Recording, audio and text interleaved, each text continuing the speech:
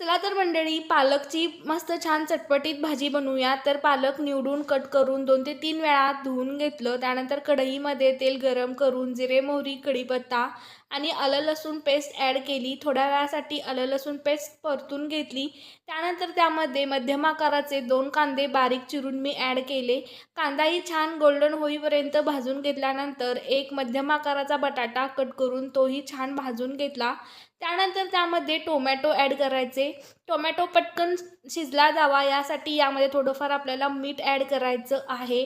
कांदा, बटाटा आणि टोमॅटो व्यवस्थित असे भाजून झाले की लाल तिखट, गरम मसाला ॲड करायचा. त्यानंतर आपण जी भाजी कट करून घेतली होती ती भाजी यामध्ये ॲड करायची.